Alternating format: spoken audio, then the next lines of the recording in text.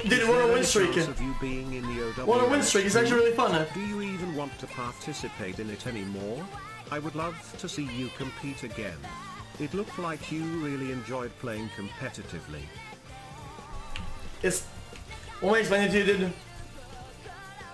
I don't mind. I can't explain it to you. I didn't. Right. Hey Felix. Here's how it works, right? Did you know that some women find bigger noses attractive? Here's how it works. What unusual things do you find attractive in ladies? This is the graph of esports, right? This is a graph of competitive gaming, right? A game starts, people like it, it's a lot of fun. People are involved, you know, third parties, you know, the players, people love it. It goes up, it goes up, it goes up, you know. Then there's tournaments. Holy shit, PogChamp, you know? It's third parties organize tournaments and shit like that, right? It's a lot of fun. Pogu. You know, people get excited and like new heroes get made, new villains, new like alliances and rivalries and shit. It's a lot of fun, right? And then money comes in, right? Money from tournaments. Then things like, oh dude, Pog, that's actually even more insane, you know? And at some point, right? We get to this point, it's very, very high and very big. And then you look at this, right? What do you see here? A upward slope that is in no way about to go down. So what happens then? VC and companies and corporates, everyone wants a piece of the pie because they see a pile of money that they can obviously gain from this huge thing, right? And at this very top point of the line, they decide to invest money and put prize pools and put labels on things and sponsors and shit, right? And they decide to get in on the train, but it's not enough for them to just get on it. They have to change it because they're investing in shit, right? They expect like money to come back, right? And sometimes something is not suitable for them. So then they decide to change the content and change how things are run, how things are made and how things work, just for them to make more money, right? And then they change things that change the reason why this went up.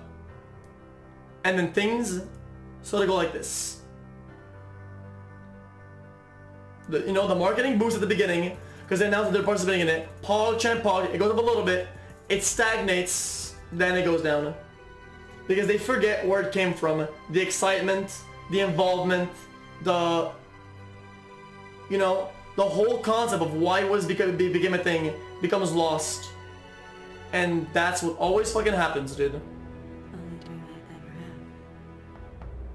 So no, I won't be part of Overwatch League anymore. Because I was part of this, and I got dropped right here. And I won't be part of this. And I won't be part of this. I won't be part of it.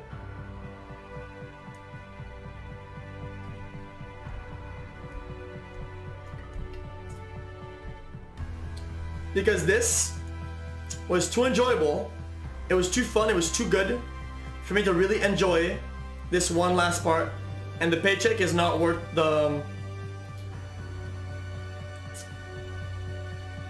sort of the mental like realization of it.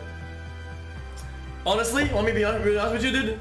Like, I feel 100% like competing in video games and esports like that, it's not only about competing and showing up and playing the video game, it's also about whenever like the game was like sort of growing and shit like that, it's a lot of fun to make a name for yourself, right? Play on the ladder, play tournaments, get recognized, rise up, be your own coach, your own manager, your own team captain, make your own strats with your own team, kick this guy, you know, be your own GM, right?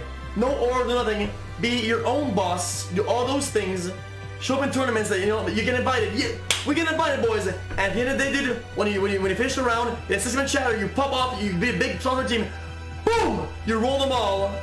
It feels much more rewarding. Why?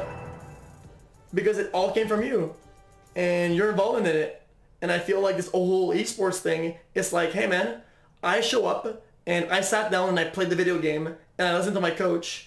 And it's not as rewarding as a competitor as it used to be. and it'll never be like that. So I guess it's just like sort of a bittersweet mix type of thing that you have to settle for. But being at the beginning of something, right, that isn't really successful is a lot of fun, and you don't get it anymore.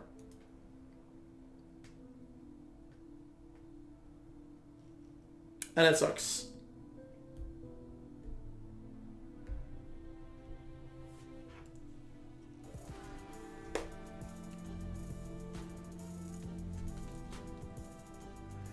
Because believe it or not, even if I won like a stage in Overwatch, you know, like winning a stage, there's 4 stages. Even if you win a stage, I would never feel as rewarded as winning at big tournaments when we were grinding, you know, and we were like nothing.